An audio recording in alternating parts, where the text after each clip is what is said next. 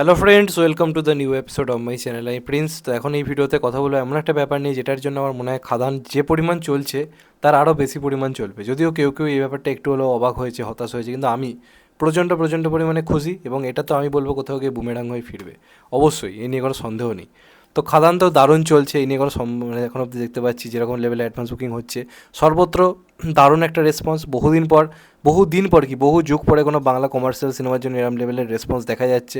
খোদ কলকাতাতে serial industry বা সিরিয়াল সিনেমার পাশাপাশি একটা কমার্শিয়াল সিনেমার যে লেভেলের দাপট দেখাচ্ছে, আই থিঙ্ক এই দাপট যদি অন্ততপক্ষে রিলিজের পরে যদি থাকে না, দেবদাকে কমার্শিয়াল সিনেমা করা থেকে আর কেউ আটকাতে পারবে না। দেবদা ফিরবেই, মানে ফিরে তো অলরেডি এসছে, কিন্তু এরপর অন্য ধরনের সিনেমা করার ক্ষেত্রে দেব দুবার ভাববে যে না ভাই, এইটা থেকে যা বক্স অফিস আসছে আমি এটাই করবো। সেই ঘটনাই কিন্তু এবার ঘটতে চলেছে যেভাবে এগোচ্ছে। এরই মধ্যে অনেকে যেটা নিয়ে অবাক হয়ে আছে বা চমকে যাচ্ছে যে খাদান কেন নন্দনে এলো না, খাদান কেন নন্দনে শো পেলো না। নন্দনে যেহেতু টিকিট প্রাইসটা একটু কম থাকে, প্রচুর পরিমাণে লোক থাকে, টিকিট বুকিং সবসময় ভালো হয়, নন্দনে আমরা দেখে এসেছি, নন্দনে দেখার একটা হিউজ একটা অডিয়েন্স আছে। তো এরই মধ্যে খাদান নন্দনে হচ্ছে শো পায়নি। এবার তোমরা যদি লক্ষ্য করো, খাদান শুধুমাত্র নয়, কোনো বাংলা সিনেমায় নন্দনে শো পায়নি। কারণটা হচ্ছে নন্দনে কিছু এখন প্রবলেম চলছে বা কিছু কারণের জন্য বাংলা সিনেমার প্রদর্শন পুরোপুরি বন্ধ রাখা হয়েছে। আমরা এর আগেও পুজোর টাইমেও দেখতে পেয়েছিলাম নন্দনে কোনো সিনেমা রিলিজ করেনি। এর পেছনে কী কারণ আমিও ঠিক জানি না। নন্দনের কর্তৃপক্ষের সঙ্গে ফোনে যোগাযোগ করতে গেছি, তারা ফোন ধরেনি, যে কারণে আমি ফোনেও তাদেরকে পাইনি। তাহলে আরও ডিটেলস বলতে পারতাম। এটুকু শিওর, যারা নন্দনে পরিবার পরিজন নিয়ে দেখতে যাবে ঠিক করেছিল, তারা নন্দনে যেতে পারবে না। এবার এটার ফলে অনেকের বক্তব্য বক্স অফিসে এটার এফেক্ট পড়বে। নন্দন সবসময় ভালো বক্স অফিস দিয়ে এসছে বাংলা সিনেমাকে। আমি বলবো নন্দনে আসেনি, এটা মানে আমাদের এই খাদান সিনেমার বক্স অফিসের জন্য রীতিমতো আরও দারুণ ব্যাপার হয়ে আসবে। তার কারণ লোকে এমন নয় যে মানে এই খাদান সিনেমাটা ক্ষেত্রে লোকের মেন্টালিটি এমন নয় যে আমি চলো কম টাকায় টিকিট কেটে এই সিনেমাটা দেখবো। এবার যদি নন্দন অ্যাভেলেবেল হয়ে যেত না, বহু একটা অডিয়েন্স যারা হয়তো মাল্টিপ্লেক্সে দেখতে হবে ভাবছিল, তারা ঠিক করতো নন্দনে 60 টাকায় টিকিট কাটবে। এবার এটা একদিক দিয়ে ভালো যে একটা জায়গাতে বিরাট পরিমাণে লোক হবে। এবার 60 টাকায় টিকিট প্রাইসে একটা আবার হাউসফুল হলে যে পরিমাণ টাকা ইনকাম হবে, 150 বা 200 টাকার টিকিট ওই পরিমাণ যদি লোক টানতে পারে, তাহলে ভাবো কত বেশি ইনকাম হবে। যেটা বহুরূপীর ক্ষেত্রে হয়েছে। বহুরূপী নন্দনে না আসার কিন্তু এফেক্ট পেয়েছিল। নন্দনে উইন্ডোজের একটা হিউজ অডিয়েন্স রয়েছে, সেই অডিয়েন্স ভাগাভাগি হয়ে বিভিন্ন মাল্টিপ্লেক্সে ভিড় করেছে।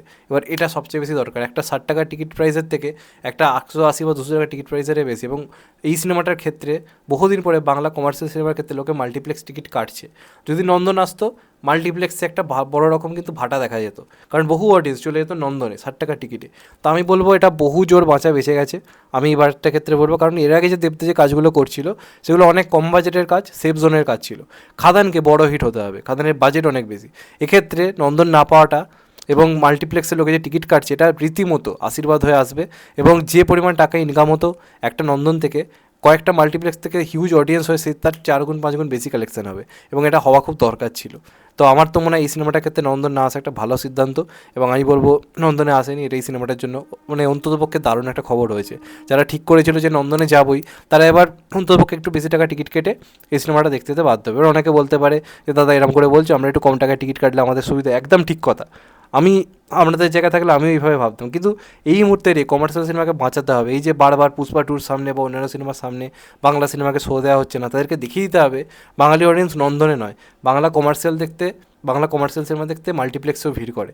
এই প্রুফটা দিতে হবে, তাহলেই আর কেউ এরপর ইন ফিউচার আটকাতে পারবে না। এটা দেবের একার লড়াই নয়, আমাদের সবার লড়াই, গোটা বাঙালির লড়াই।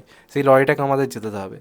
তো নন্দনে আসেনি, আমি তো ব্যক্তিগতভাবে খুব খুশি। আর যারা আশা করছে নন্দনে আসবে কিনা, এখনও পর্যন্ত নন্দনে আসার কোনো খবর নেই। এবং হয়তো এই পুরো ক্রিসমাসটাই বা পরের বছরের শুরুতেও নন্দনে এখন আসছে না, কারণ ওখানে কিছু প্রবলেম চলছে, কিছু টেকনিক্যালিটিস। কী প্রবলেম আমিও জানি না, তবে নন্দনে খাদান বা অন্যান্য কোনো বাংলা সিনেমাই এখন রিলিজ করবে না। এটা শুধু খাদানের জন্য না, বাদবাকি সিনেমাগুলোর জন্য কিছুটা হলেও ভালো তো অবশ্যই হবে।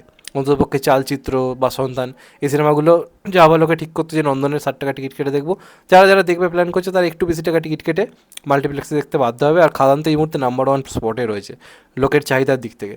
তো সেক্ষেত্রে নন্দন না থাকাটা বিরাট একটা বড় এফেক্ট হয়ে আসবে। তো আমি তো খুবই খুশি যে খাদান নন্দন পাইনি। তোমাদের এটা নিয়ে কি মতামত অবশ্যই কমেন্ট করে জানাও। আর যারা ঠিক করেছিল নন্দন যাবে, আমি বলবো এইবারের জন্য বাংলা সিনেমার পাশে দাঁড়াও, পরিবার পরিজন নিয়ে সবাইকে নিয়ে টিকিট কেটে মাল্টিপ্লেক্সে গিয়ে ভিড় করে দেখো। বাংলা সিনেমার জয় হোক, এটাই বলার। যাই হোক, চ্যানেলটা নতুন হলে চ্যানেলটা সাবস্ক্রাইব করে দিও and get the bell icon. ভালো থেকো সবাই, টেক কেয়ার, নমস্কার, আবার দেখা হবে। এখন তো বাই, সবাই ভালো থেকো, সুস্থ থেকো, নমস্কার, টেক কেয়ার, আবার দেখা হবে, ভালো থেকো।